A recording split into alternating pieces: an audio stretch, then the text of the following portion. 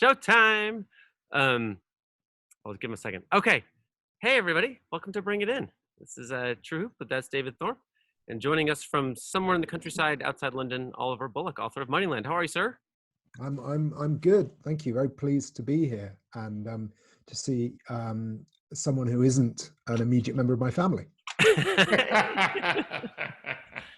There's a lot of strange concerns we have these days, and I'm personally a little preoccupied by the fact that my dog over here is probably going to interrupt the show at some point. You have a different concern today. Yeah, I've got serious gerbil issues. I don't want to go into it at too much length because you'll die of boredom. But just to cut a long story short, we had to get some extra gerbils to keep our old gerbil company when her sister died. And she accepted the newcomers very well 2 months ago when we got them. But as of a day and a half ago, suddenly it's gerbil on gerbil violence. In a way that you think could interrupt this show. You're actually worried about this. Quite noisy. They charge around the place. I mean, you can sort of just behind me, the little bit of the cage is visible, and I'm hoping that it won't get too Jurassic Park down there. But you know, I don't know. I can't speak for the UK. I can't speak for the UK, but if you put a camera on those cages, make a lot of money, live stream it, there will be people watching. I promise. Yeah. I just don't think I'm ready to monetize my gerbils. We already have the only quote anyone's going to remember from the show. Right. Okay, so you wrote a book called Moneyland, which I adore, and it seems terribly important, and it's hard for me to explain succinctly. I wonder if you want to give it a go. Well, I started off trying to understand why countries in the former Soviet Union, where I used to live, were so ruined and had found it impossible, as it turned out, to build democracy after the end of communism. And I suppose a lot of people had looked at, historical factors, the history of autocracy, the history of communism, the history of, economic kind of control economy, whatnot. I mean, there were lots of issues like that, which are all, compelling arguments and everything, but then none of them seemed to make sense to me, because these places, the issue wasn't that these places weren't integrated into the world economy at all. You had, people buying Rolls Royces left, right, and center. There was, Rolex shops, all throughout central Moscow. It wasn't that you couldn't buy foreign stuff, and it wasn't that wealthy Russians couldn't travel to America or Europe or Australia or wherever. It wasn't an issue of a lack of integration to the world. It was somehow the wrong kind of integration. And it was only when I was in Ukraine in 2014, when they had a revolution there, that I really had it explained to me the extent to which corruption had poisoned everything. And corruption was not the corruption that we normally think of as being like a sort of just an encounter between, a corrupt police officer and an ordinary person on the street. A bribe is paid and that's the end of it. Corruption is a system. And corruption is a system that doesn't just take place in one country. It is a form of globalization whereby instead of, capital flowing around the world looking for the best return, this is money going around the world looking for a place where it can hide. And so essentially what you had were, throughout the former Soviet Union, the elites, the business and political elite, which is the same elite, had become a predatory class, essentially just stealing anything they could, taking it out of the country and spending it in London or New York or Miami or Los Angeles. And that was an issue that really hadn't been explored at all. We hadn't looked at this. We'd looked at sort of historical factors for what was holding these countries back. But actually, this is a very 21st century issue. It is essentially what happens when a very modern form of kind of economic looting is imposed upon countries that have no defense mechanism against it at all. They have no institutions to defend themselves against it. And so that's what Moneyland's about. Moneyland is a country I invented to basically explain where these people put their money. How do they get to hide their money in such a way that no one can find it when you've stolen all this money? And it began as an argument, as a sort of little joke to myself, Moneyland, where's the money? It's in Moneyland, to explain Ukraine. And then I realized it also explained Russia and Azerbaijan. And then, to be honest, the more I thought about it, the more I realized it kind of explains Angola and Afghanistan and Nigeria and Venezuela and Chile and Brazil, and lots of places, almost anywhere that is being looted by kleptocrats has the same problem. And the problem is that it's very, very easy, once you've stolen, several $billion, to stash that money offshore, and to spend it on luxury goods and property in major Western cities. It's incredibly easy. And if you do it, there is essentially no downside. You never get caught. You never get stopped. So that's what the book's about. It sounds depressing. It is, actually. I mean, full disclosure. But it's also full of some pretty amazing characters, some very brave people pushing back against these looting elites, and some pretty interesting stories. So it's depressing, but it's also quite fun, I think. I feel like for me, so many headlines of the last decade have just been confusing meteors from outer space. But this is the thread between many of them, which makes the world less alarming to me in a way. Like, oh, I think I know what's happening here, right? Like, anyway, you know what I mean. There's a tremendous amount of money in Moneyland, and some of the characters in our headlines are diplomats on behalf of that country, Moneyland, it seems to me. Yeah, I agree. I mean, so much of so many issues that we think of as not being connected are actually all symptoms of this underlying virus, which is the Moneyland virus. So, we will see this in many poor countries now, terrible problems in, say, Venezuela with healthcare. So much of that is because the money has been stolen by the government of Venezuela and taken out of the country and spent on luxury property in Miami.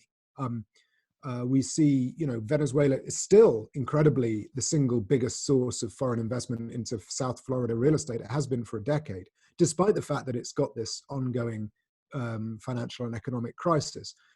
Money that should be being spent on the healthcare and ordinary needs of people in Venezuela is instead being spent on luxury goods for the ruling class of the country.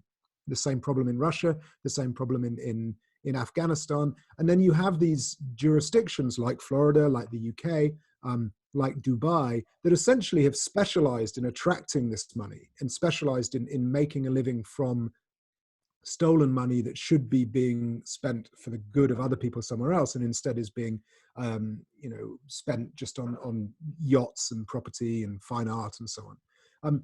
But it's, we see it with the growth of terrorism in places like Afghanistan and Nigeria, with the growth of epidemic diseases like in China with COVID-19, or previously with Ebola in sub-Saharan Africa.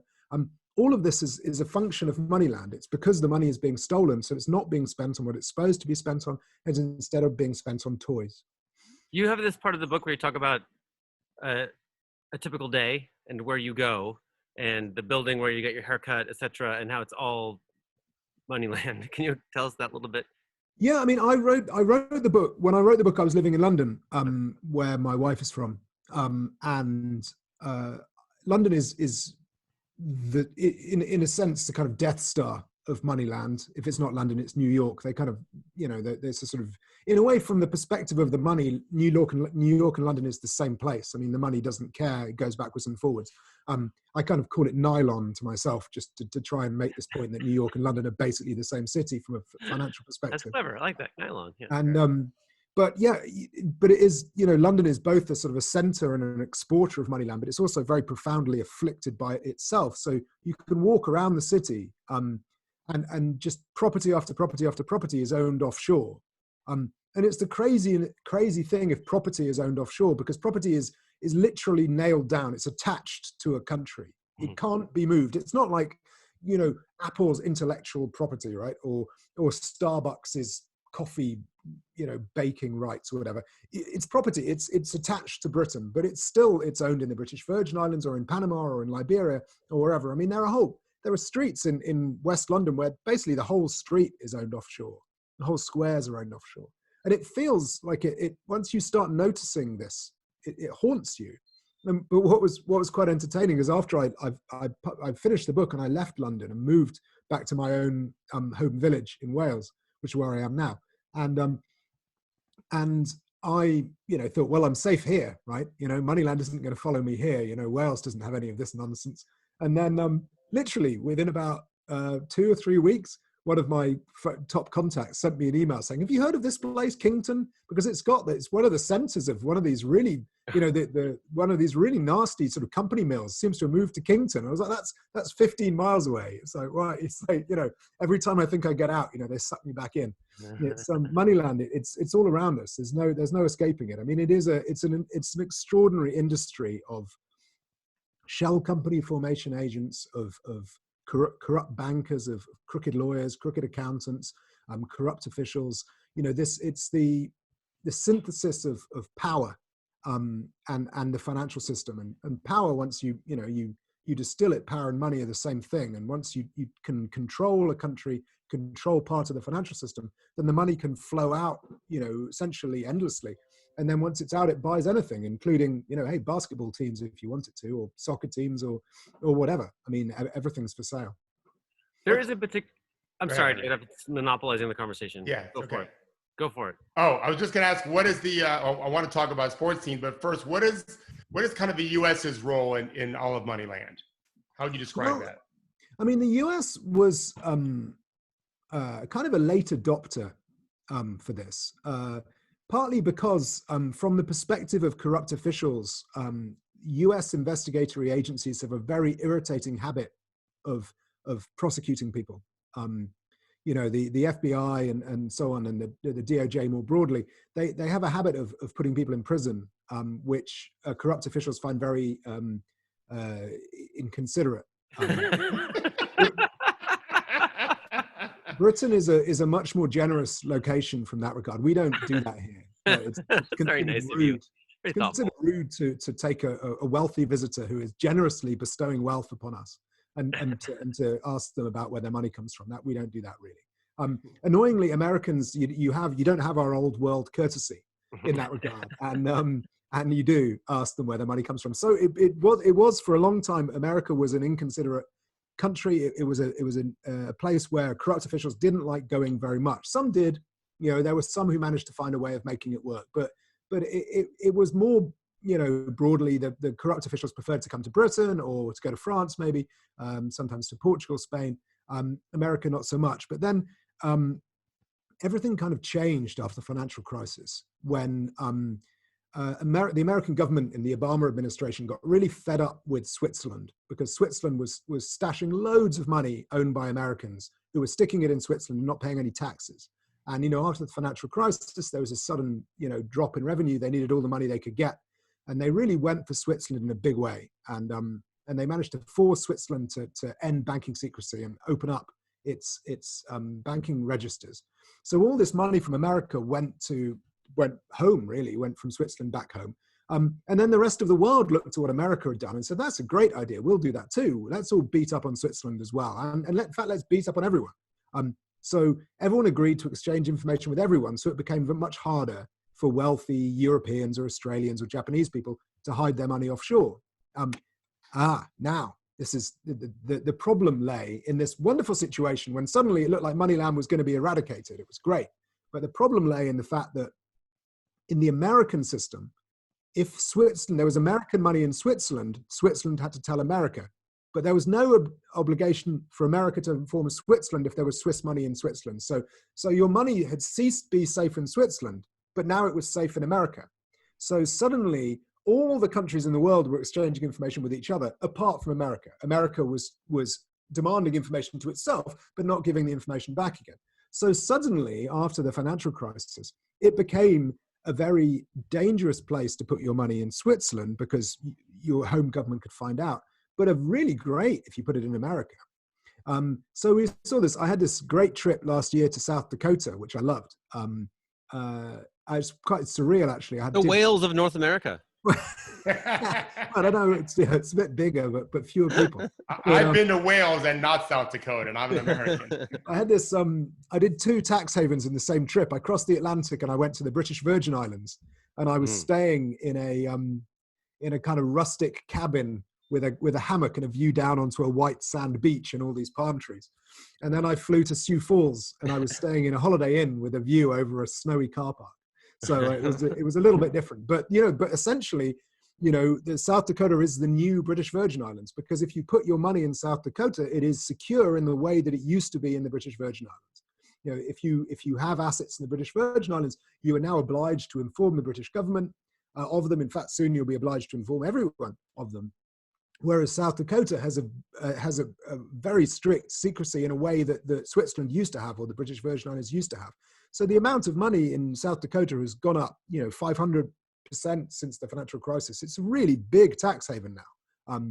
Money has been pouring into South Dakota, and not just South Dakota. I mean, South Dakota is the leading jurisdiction for trusts in the US, but it's got serious competition from Wyoming, Alaska. Nevada is really big in this. Delaware, obviously, has got traditional strength.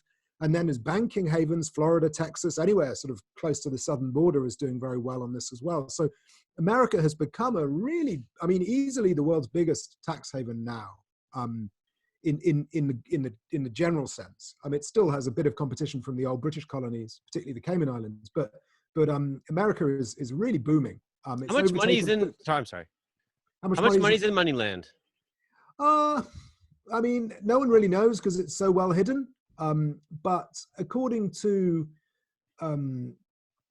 research by an academic at the University of California, Berkeley, called Gabriel Zuckman, who looks at anomalies in the global financial system which are created by offshore, he reckons it's somewhere between maybe 8 and 11% of all the money in the world. So, what's that? One in nine of all the dollars in the world are out there in Moneyland, which is a lot of money, and it's growing all the time. It's estimated by Global Financial Integrity, which is a think tank in Washington D.C., that about $1 trillion every year gets stolen and stashed in Moneyland. So $1 trillion. I struggle with these big numbers that end in illion. Because it's like million. Well, million's big, billion's a bit bigger, trillion's a little bit bigger. But if you had $1 million, right, just in a big pile on the ground, who doesn't? Yeah, right. We've all got one. Mine's just here. It's just just out of shot. The gerbils are bathing in it. Yeah, the gerbils are chewing them right now. But if you had $1 million and you sat down to count them without taking a break, it would take you about 11 days to count them. If you had $1 billion with a B and you settled down to count them, it would take you just over 30 years. If you had $1 trillion, it would take you more than 30,000 years. So if the first modern humans to arrive in North America had started counting the moment they set foot in Alaska, they wouldn't even be close to $1 trillion by now. It's like a massive amount of money. And that's how much money is being stolen every year and stashed in Moneyland. Out there somewhere. And the more money there is, the more powerful Moneyland becomes, and the more these corrupt officials own, and therefore the more difficult it is to do anything about this, which is why it's so alarming that places like South Dakota are every year they're crafting their laws in new ways to make their laws more generous to Moneylanders. They've just recently passed a new revision to their trust code. They do it every couple of years. And these, essentially the revisions to their trust codes are being written by the trust industry. They're not written by anyone else. No one really understands them. These are incredibly complex legal changes. And you have a part-time legislature in Rapid City, and I can't remember what the capital of South Dakota is. My mind's gone blank. No, we're at the test. We're suddenly having a geography test. Is it Rapid City? I don't think so. Someone will know. Pierre, thank you. Thank you. God, it's so embarrassing. Oh, wow. I was really pleased with my geography of South Dakota. I thought there would be no quizzes today. Wasn't aware there were quizzes. Of course, it's Pierre. Oh no. Can we go back in time and pretend I knew that? Certainly. But yeah, so Pierre, as a part-time legislator, they're honourable people. Obviously, they're doing their best for their own state because this is good for South Dakota. It brings in well-paid jobs. It brings money into the place, which is difficult to make a living when you're kind of in the middle of the country and not on one of the coasts. But it's bad for the world because all this money that's going to South Dakota is money that should be having tax paid on it. And once assets are in trust in South Dakota, they're in trust forever. They're never going to come out again. And is that all of it illicit gains? And you're not talking about, are you talking about tax havens even for money that was earned legitimately? Or is most Moneyland illegitimate? All of these tax havens are for both licit and illicit money. Got it. So the same reasons why these places are attractive to, Apple and Google, who like to put their money in Bermuda, for the same reasons they're attractive to crooks, because there's secrecy. You could call it secrecy if you're being rude. They prefer to call it confidentiality or privacy, but it's the same thing. They don't tell anyone about it, and there's no taxes really. Or very, very low taxes, if at all. So it's a very the offer is very attractive to anyone powerful with money to hide, and that's a wealthy person of any kind. They have the same desires.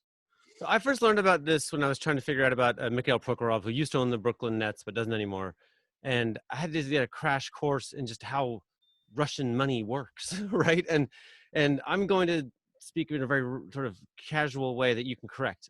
So if you want to have a lot of favor of Putin, if you don't have, you can't have a lot of money in Russia, right? But if you do, then you have these assets, which he could take at any time because he's much more powerful than you, right? So meanwhile, his replacement, presumably one day he won't run the country, could take his things, right? So Russia has become one place that's been a leader, and there's lots of people with incentives to put money in a very safe offshore thing that can't be traced to them. And in that, they get this money commingled with, it's the same place where you get your haircuts, right? Might have some Russian oligarch dollars in it, right? Which is sort of our normal daily lives are now interacting with these geopolitical events with sort of backroom dealing. Which brings us a little bit to one of the characters who came up in all of these stories is Dmitry Firtash, who is a friend of yours. No, I mean, let's not.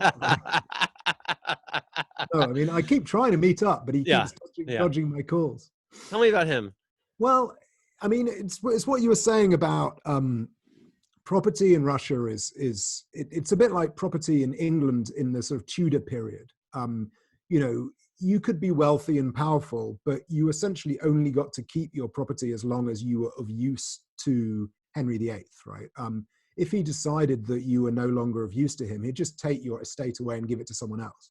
Right. And it's very like that in Russia. These wealthy people, their assets, their ownership of them is entirely contingent on the extent to which they remain useful to Mr. Putin and the Kremlin more broadly. Which is why many of these people have been so keen to get as much of their money offshore as possible, because if it's offshore, it has property rights in a way that it doesn't have in Russia. And Russia is actually one of the most afflicted places by offshore of anywhere in the world, ironically, considering it's also being controlled by kleptocrats. More than half of all the household wealth in Russia, or more than half of all the Russian household wealth, is owned offshore. It's elsewhere, which means that were there suddenly to be a democratic transformation in Russia and a sort of Swedish style social democrat were to come to power in Russia, they would instantly lose access to more than half of all the assets in the country because they would just stay in the British Virgin Islands and never come home, which is a real problem. But part of the way Putin and the Kremlin more broadly have exploited this Moneyland system is to use their control of the channels of offshore wealth to buy influence and to buy assets and allies in other countries. And one of their most useful lieutenants in that regard was this gentleman, Dmitry Firtash, who was in charge of the Ukrainian gas trade. Essentially, Russia has an awful lot of gas and Europe buys an awful lot of gas. And most of that gas historically has had to go through pipelines located in Ukraine. They were built during Soviet period when it was fine. It was all one country, Russia and Ukraine, but now it's not. So there was always a requirement for Russia to sort of come to terms with Ukraine when it came to selling gas to its primary customers in Europe. And in the 1990s, when everything was totally chaos, that was just sort of a corrupt mess and everything just happened and everyone got rich in one way or another and no one in government really saw any of the money. But when Putin came to power, he wanted to centralize this corruption to make sure that if anyone was taking a cut, it was going to be him. And he cut out the various corrupt intermediaries, of whom there were many, and replaced them by one intermediary, and that was Dmitry Firtash. And Dmitry Firtash got astonishingly wealthy. by essentially controlling the gas trade between Russia and Europe.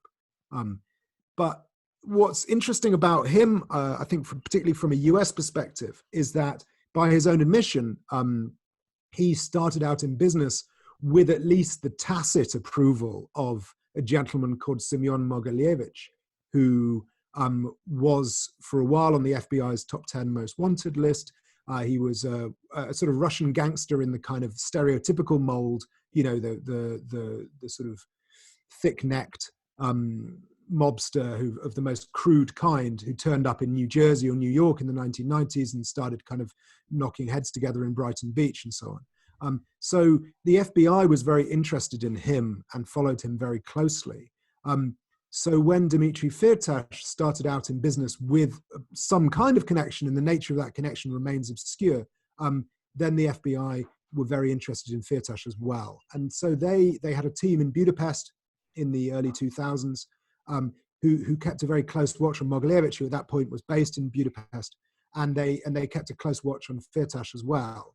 And this came to their attention that Firtash was doing a lot of business in India, where it appeared that he was attempting to corner the titanium market in order to sell it to Boeing in Chicago, and this that meant it led the FBI to investigate him and eventually to indict him on corruption charges in 2013. The indictment was sealed in 2013 and unsealed in 2014. And the reason I go on about this is because it shows an interesting side of the difference between Britain and America when it comes to Moneyland, right? In that America, again, with this inconvenient habit of investigating people, much to their annoyance. In Britain, we did a very different approach. We welcomed Mr. Firtash wholeheartedly. He became a very valued benefactor to Cambridge University. He got to hang out with the Duke of Edinburgh, that's the Queen's husband. He was funding a group of members of Parliament. He bought a £60 million mansion in West London, and then he bought a disused tube station from the Ministry of Defence next door. So you have this sort of the distinction between the American and the British, I suppose more broadly the European approach to foreigners of questionable fortune, which is in America, you just will keep investigating these people. And yet in Britain, we took the money, thank you. And it's kind of embarrassing, actually, that this still goes on. Mr. Firtash hasn't actually faced trial yet. He's in Vienna battling extradition. He's been fighting extradition for the last 6 years. And he's been attempting, I understand, to help Rudy Giuliani with his investigations in Ukraine. One can only speculate as to Firtash's motivations for trying to help Rudy Giuliani. Who knows? Maybe he's just a public-spirited citizen, or maybe there's something more to it than that. maybe. Yeah. How does the coronavirus issue we're dealing with affect the Moneyland? This is a really, really interesting question. I mean, obviously, tragically, the effects of coronavirus will be far worse in countries which have been looted by Moneyland. Places like Nigeria, Afghanistan, with very rudimentary healthcare systems because so much money has been stolen and stashed in London or Dubai or New York. But I think in the long term, it's going to be very interesting because so much of the business of these nomadic moneylanders has been based around their ability to travel. Literally, just before talking to you, I was talking to one of the leading brokers of passports in the world. You know, there's a business in which countries sell passports, Malta and Cyprus, St. Kitts and Nevis, various other places where you can buy passports. And they become sort of a super visa, if you will. You know, if you've got a Egyptian passport, you want a more useful travel document, you can buy one from another country. His business is stopped, you know, because no one can get documents notarized anymore. You can't go somewhere to, you know, mobility has stopped. So suddenly you've got the elite in somewhere like Angola, for example, who've got unbelievably wealthy by stealing everything that's not nailed down. In fact, quite a lot of things that are nailed down. And they've become very used to the fact that if they need a medical procedure, they can just fly to New York or to Boston or to London or to Lisbon. They can't do that anymore. They're stuck. They have to face the same hospitals as everyone else. You know, a Ukrainian or Russian oligarch is stuck. They can't go to Prague or to Berlin or to London anymore. And it would be really interesting to know if that changes the attitude that people have to their home countries, because moneylanders, these corrupt elites, have essentially treated their own countries like colonies. You know, they've looted them in the same way that Britain used to loot, you know, well, most of Africa and Asia in the old days, Right. or France, you know, or you know, Spain used to loot Latin America. A very similar approach, but instead of being foreigners, they're looting their own countries.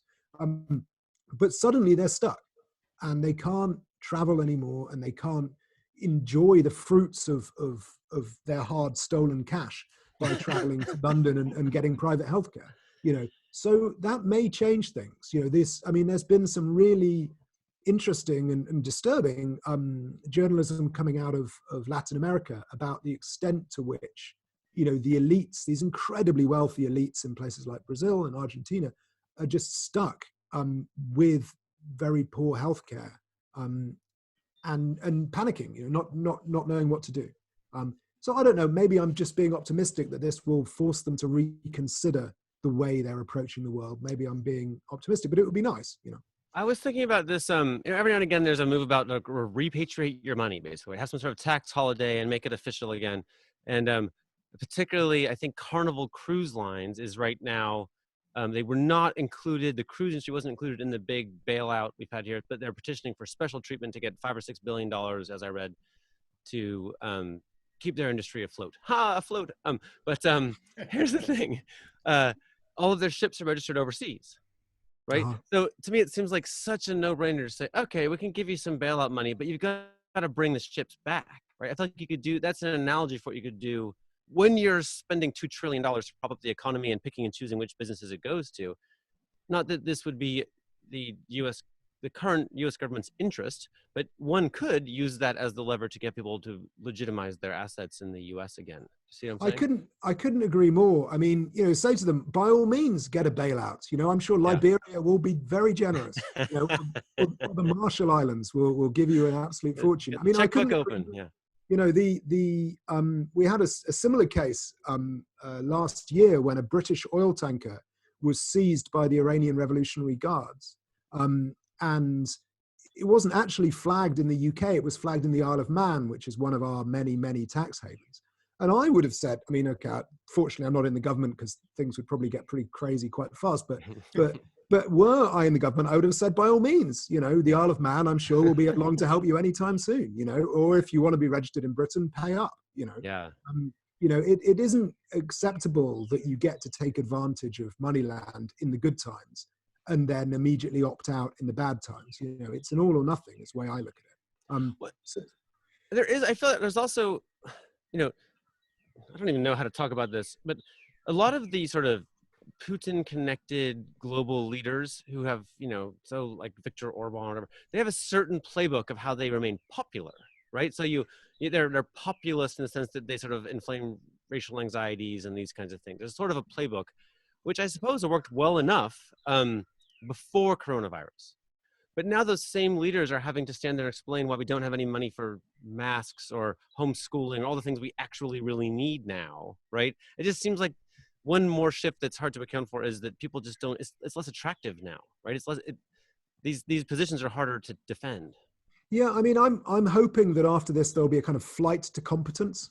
You know, oh, that's a good phrase. Let's root for that. Flight to there'll competence. be a sort of, you know what? Like, let's make politics a bit boring again. You know, let's, you know, I mean, I'm not in America, obviously, and my experience of American politics is heavily mediated via whatever I happen to notice in the press. But, you know, I really liked Elizabeth Warren, right? I like the fact that she had these really boring plans for everything. You know, I'm like, more boring plans, please. You know, Totally. I'm not saying I agreed with every detail of them. I just like the fact they existed.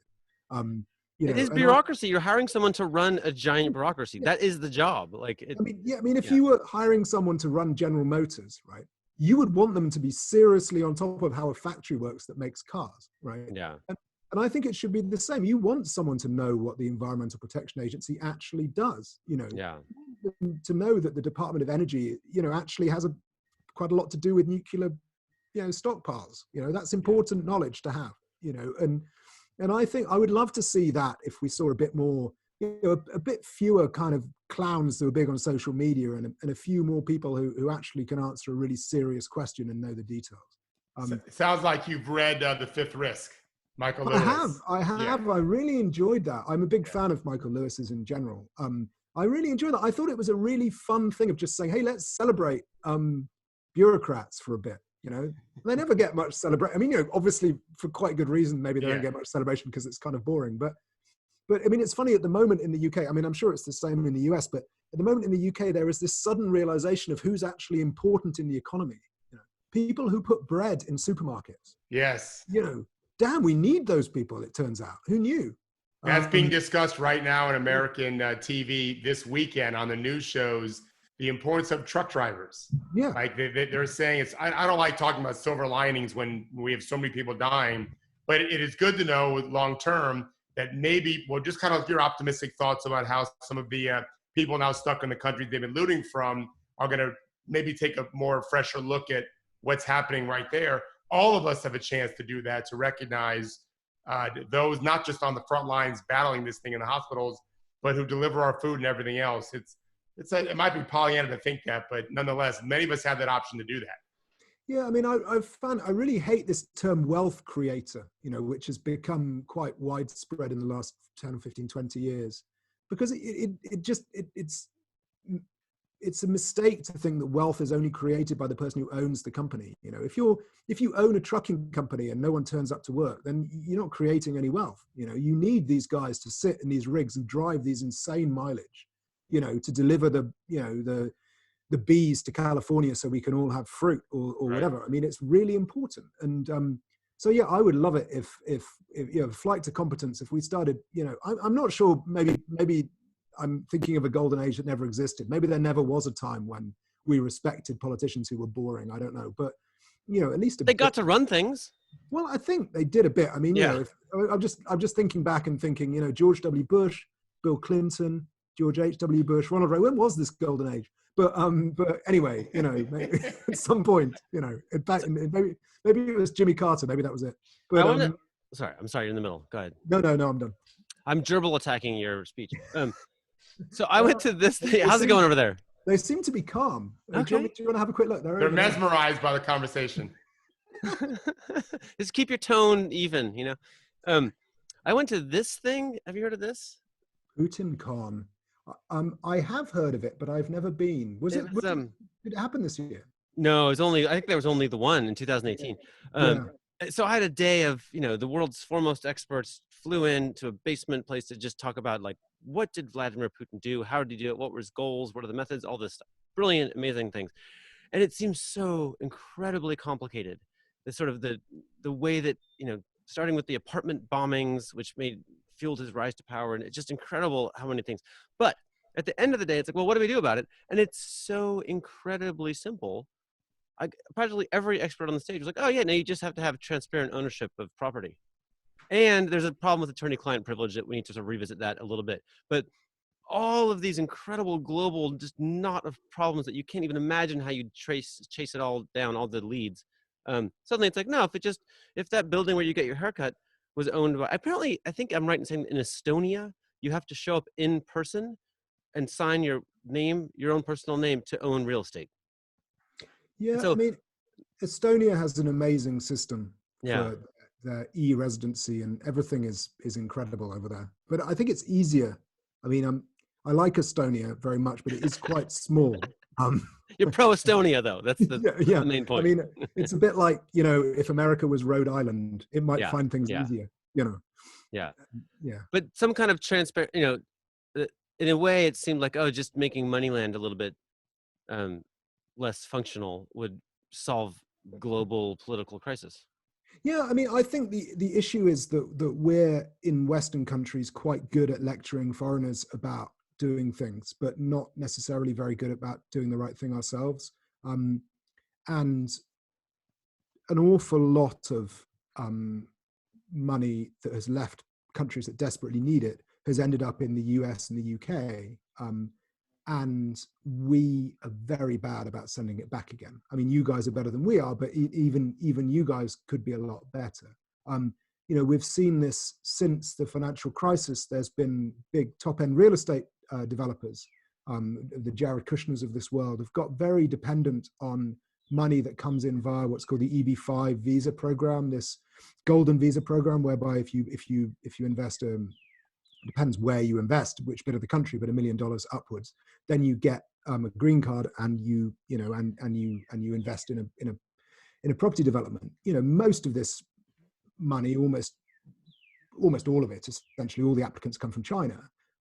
You can't verify documents from China; it just can't be done. And to make it worse, all the applications for the EB-5 visa program are done on paper. They're not even in an electronic form.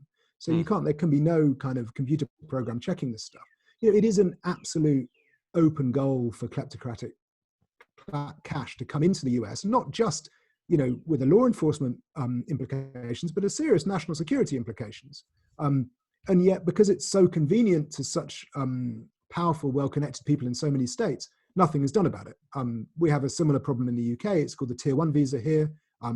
Similar issues in other EU countries, Portugal, it's big, Malta, Cyprus, Greece. They're all have these big programs. And it's a real problem that, as soon as there's money on the table, we start saying, well, we don't really care very much. We're quite good at talking about, prosecuting corruption in principle, it's something other people need to do. But when it comes to actually costing ourselves business, it's something we're not prepared to get involved in. That's there's a little part in your book where you talk about the playbook. If you're sort of, I think I'm right in saying that this part of the book uses the word ropey, which I particularly enjoyed. But if you're a billionaire from a ropey part of the planet, then do you not say that in America? Ropey. It's like, I hope we will. I think that's right. I have no idea where it comes from. Thinking about it, I don't know why we say ropey, but it's great. But there's a little bit of a playbook to establish yourself as a legitimate, person in London, etc. And one of the things I think that might help there is buying a sports team. Buying a sports team has been a tried and tested technique. It's the two of the most successful sports teams in the UK, Chelsea Football Club, soccer club that is, in London, which is owned by Roman Abramovich, the Russian gentleman. And then Sheikh Mansour of the UAE owns Manchester City, have also done very well. Over on the continent, Monaco Football Club is owned by a gentleman called Rybolovlev, who famously bought a very large mansion from Donald Trump in Florida, and also the most expensive condominium ever bought in New York City, which he bought 15 Central Park West. So yeah, it is for sort of oligarchs from around the world. One of the big entries into top society is you buy a sports club, because not only does it make you very popular with ordinary people, with sports fans, but it also makes you, it gives you a place to hang out, a place to receive guests. I remember watching a Chelsea game when I lived in Russia. I was watching a Chelsea game on the television, and it had the English commentators because it was on an English channel. But I was watching it with a couple of Russian colleagues, and there was Roman Abramovich sitting in his box in the stadium, and with him in the box were, totally unremarked by the English commentators, obviously because they wouldn't have known, there was the Russian the Russian defense minister, and supposedly the head of the Russian opposition. And they were sitting either side of him watching a football match. Wow. And it's such an obvious demonstration of how power really works. That politics is just a game for these people. Yeah, let's go and watch football. And there was Sergei Ivanov, who at the time was, he's a real hardliner, ex-KGB. And there was Mikhail Kasyanov, who was supposedly Mr. Liberal opposition man. And they're all just watching Chelsea together. And it just says it all. That's what power is. If you can fly them to London in your private jet and show them a really top-notch game of soccer, then that's actual power. And so that's, I think, one of the reasons why the likes of Mikhail Prokhorov bought the in the US, and why so many oligarchs like to buy teams here in Europe, particularly in the UK, but not just in the UK. It's for that reason, I think. There was Prokhorov bragged in the Russian media about how owning the Nets helped him avoid being on the sanctions list too, which seems like a pretty handy thing. I think it certainly would have made him, obviously it helps his reputation, right? Because if you say his name, if an American has heard of him, that's why they've heard of him, right? 95% of people will have heard of him for that reason. In the same way that you say Roman Abramovich here, people will have heard of him because of Chelsea Football Club, not because of how he obtained his oil assets in the 1990s. Right. So it right. does. It's a very successful way of improving, what we might say, laundering your reputation. And actually, as it turned out, certainly with Chelsea Football Club, it was a very good investment, as it turned out, because the TV deals became so enormous. Actually, I think he made quite a lot of money on the deal. And there's a little bit of protection, right? So, I mean, I'm not, is it Boris Berezovsky died a mysterious death, right? People from these careers die these mysterious deaths, but maybe it's a bit bigger news story if Roman Abramovich, I can't say his name, Abramovich dies, right? One of the great things it gives you, particularly in the UK, is if you have a reputation in the UK, it makes it very difficult for journalists to write about you, because we have very strict defamation law here. And you have to be very careful if you're writing about someone with money and a reputation. It's not like in the US, we don't have a First Amendment type protections. So it's a real issue. I mean, it is, it's a defamation law is useful if a journalist writes lies about you and you want to be able to defend yourself. But also it is often abused by the rich and the powerful, who use it to essentially muzzle journalists who are engaged in legitimate investigations. So it's a real issue. And yeah, if you own a football club here, and you can show yourself to be someone whose reputation is very good because of the football club, then essentially it's impossible to write anything about them, really, which isn't involved in football. So, Oliver, this is embarrassing. I ideally would say at the beginning of the show, if anyone has a question, to put it in the chat, and I forget every single time.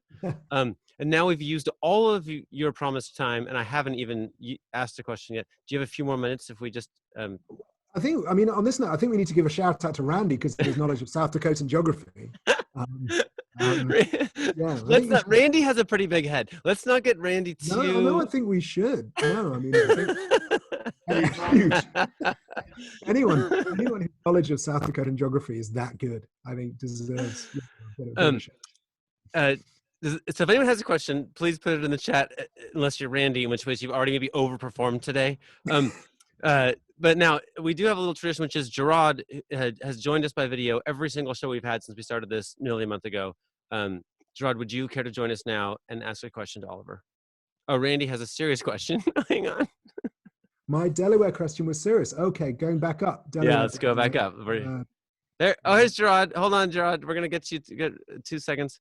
Okay, hang on. Might be why the federal government allowed Delaware corporations to hide the name of company officers. Thoughts? I don't think as I understand it, I don't think the federal government has any say in that. I mean, obviously the federal government could pass a law which would essentially apply to every state in the union, that these are sort of bare minimums of requirements, but I understand that incorporation is a state level competence, and they get to decide what it is they do. I mean, this is why South Dakota was able in the 1980s to pass a law that said their trusts were perpetual and could last forever, and therefore violate the sort of common law rule against that, because they have sovereignty and they can do what they like. So I mean, Delaware, as I understand it, I mean, but my history is a little hazy, but it started out that New Jersey started out trying to undercut New York in incorporation, and then Delaware rather smoothly jumped in and undercut New Jersey.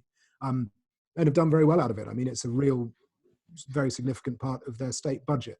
And that makes it becomes very difficult then to do anything about that, because, how do you have a just transition for Delaware if you say, actually, we're going to get rid of the sort of anonymous incorporation business? Delaware budget relies on that money. What do you do about that? It's or Nevada as well. Nevada is also very reliant on it. What do you do about trying to soften the blow for them? It's a genuine problem. And we have the same problem in the UK with some of the offshore territories. I mean, the British Virgin Islands is 40 or 50% dependent on incorporation income. What do you do if you take that away? Okay, Gerard, let's, you're somewhere beautiful today, looks like. Yes, I'm on the right bank in the first arrondissement in Paris. That's where I am today. Paris is clearly not obeying self-isolation. Yes, they are. They don't care about social distancing.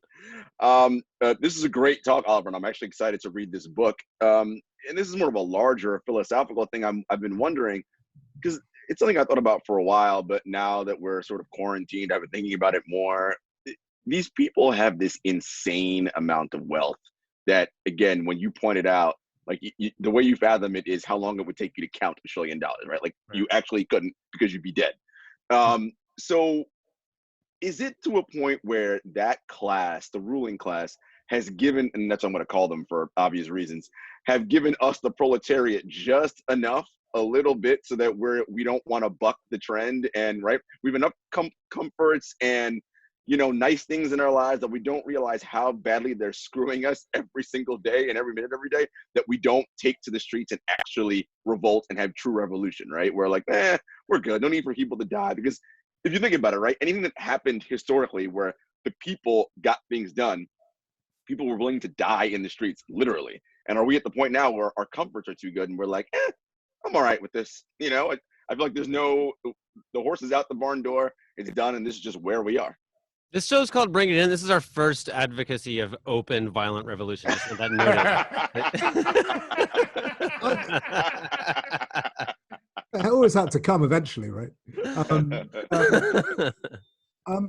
think that's a very good point. I think that's certainly what we saw in Ukraine in 2014, which I write about in the book, is that government became so rapacious that the people rose up just because they had nothing left. I think